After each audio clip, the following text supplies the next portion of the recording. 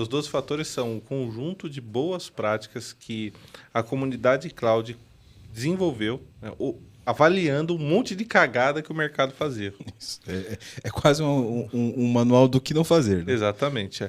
Então, assim, eles não são tudo que a gente precisa cuidar para ir para a cloud, mas são bastante coisa, tá? Então, esses 12 fatores falam, poxa, externalize o ambiente, externalize as propriedades, utilize um repositório por aplicação, faça vínculo de porta. Assim, Deployment, né? Utilize a evolução do teu ambiente como versão também de código, né? Então, são conjuntos de fatores que você deve seguir para quê? Para ter uma aplicação que se instala bem em cloud, seja ela qual for, inclusive a tua cloud privada. Né? E assim, mas é só para microserviço? Não, não é só para microserviço. Uma aplicação modular, orientada a domínios, uma aplicação monolito. Medium serviço também serve. Medium serve, Mini serviço. Mini serviço. Micro, medium, large. Esse micro é 10 a menos 6, né? Mini é 10 a menos 3. Esse é um ponto importante. A pessoa acha que Cloud Native é só microserviço. Não. Você pode ser Cloud Native. Se você tiver dinheiro para pagar, se você tiver dinheiro para pagar, pode. Exato. Você pode ser Cloud Native com uma aplicação quiser o elefante voar. Tem só botar asa, né?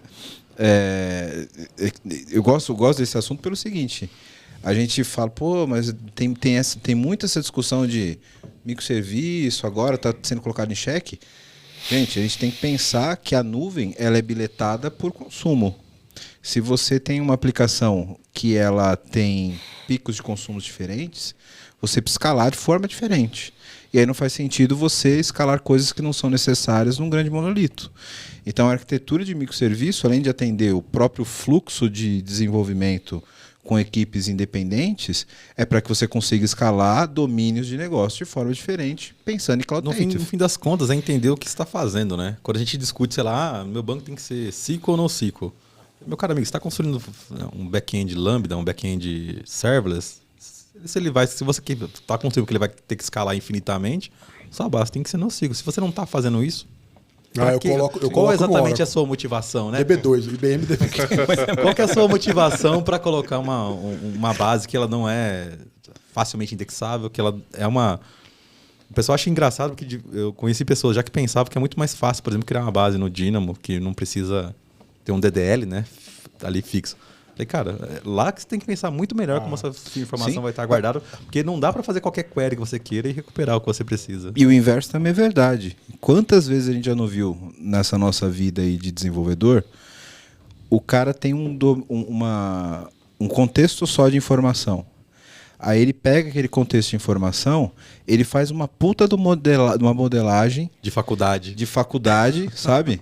Com 50 tabelas, tudo nas 3 regras normais lá, tudo direitinho. E aí, quando ele consome o dado, ele sempre faz uma query gigante e ele sempre consome aquela mesma query. Por que não faz um document driven que já salva todo o documento de uma vez? Por que aquilo tem que estar modelado? Por que aquilo tem que estar separado? Normalizado. Normalizado, Pra quê? Por que você tem que normalizar aquela base se você sempre vai consumir ela no formato de documento? Mas eu cortei o Valdir, agora fiquei curioso. Como é que os profiles eles quebram os 12 factors, Valdir? Não é que eles quebram, eles habilitam, né? Isso.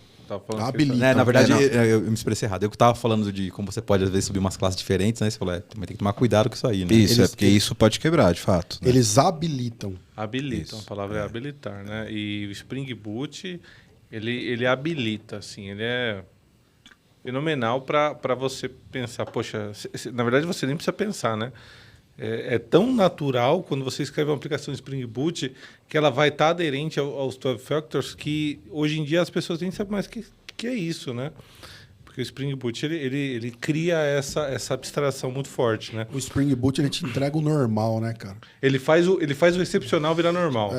E se você só precisa fuçar muito, se você precisar do excepcional. Exato. Então, eu lembro que eu li um artigo lá em 2008 que tinha um pessoal falando, que o pessoal acha que Spring é essa maravilha toda, né? Outros grandes desenvolvedores, né, de outros frameworks. O Inverse of Control foi inventado muito antes. E o pessoal do Spring falando, a gente nunca alegou que a gente inventou. nada do que está aqui. Inverse of Control, Dependency Injection, que não é a mesma coisa, mas é parecido. Não, a gente pegou e colocou aqui no nosso framework, porque a gente acha que é muito interessante mesmo e todo mundo deveria fazer desse jeito. É só uma organização de boas práticas. E todo no fim, mundo né? começou a fazer, porque virou spec do Java, né? O Java puxou. O Java copiou muita coisa do Spring. Muita coisa, Muita cara, coisa muita Spring. coisa. Impressionante.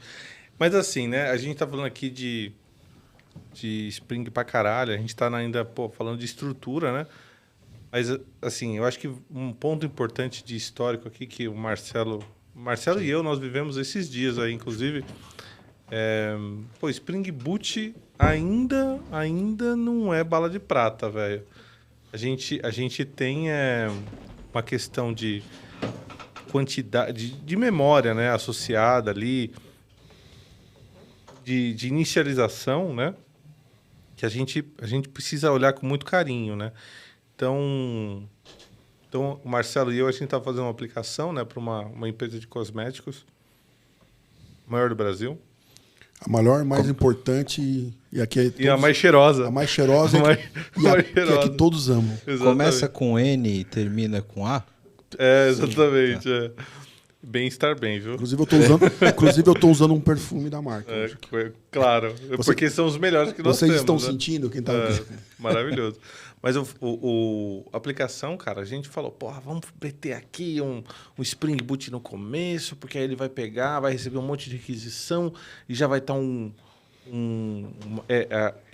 essa aplicação no começo era uma lambda, né? E aí a gente vai ter escalabilidade pra cacete, e aí a gente bota numa fila, e depois essa fila vai passar para outras lambdas que vão consumir, mais escalabilidade, resiliência. Pô, se tiver erro, já o tópico lá da AWS já manda para o outro, para a DLQ já processa. E a gente fez isso e funcionou. Só que quando a gente começou a ver as outras questões, né? Poxa, monitoramento, disponibilidade, essa aplicação, esse componente inicial, né? Que expunha serviços, fez mais sentido a gente botar ele no Spring Boot convencional, sem ser em função. Né? Mas você estava usando função dentro do próprio Java. Eu tava usando função do Lambda com o Spring Boot. Uhum. As functions e dentro da function era Java rodando. Entendi. E Spring. Isso, Java rodando Spring. E aí, Spring Boot. E aí a gente Mas falou... era sem container, né? Sem container. Sem Sem container. container. Lambda carregando, mesmo. tá. Lambda mesmo. E aí a gente falou, poxa, cara, o volume de acesso é tão grande, a gente vai ter tanta coisa rodando que, para mim, vale mais a pena financeiramente, tempo de startup, botar num container. E a gente pegou e botou isso num container. E você pode rodar um container no Lambda também agora, né? Exato. Eu não sabia disso, não. Pode subir um container.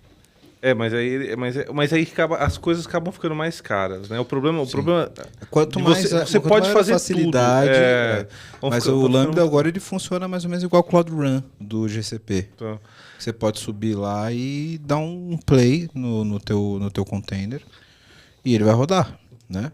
Só que você vai estar alocando aquela quantidade de memória do container e rodando como se fosse uma função. Aí é melhor, às vezes, você ter um ECS pequenininho Exatamente. rodando o teu container lá dentro. O ECS, inclusive, você não tem nenhum orquestrador, né? A AWS se vira com o orquestrador. Eu ainda prefiro o EKS. O EC2, eu achei que você ia falar. O GKE. O GKE. O GKE. Eu fiz umas provas de conceito com computação confidencial no Google e a AWS, né? Que, o GKE, assim, é assunto até para outro podcast. Sim.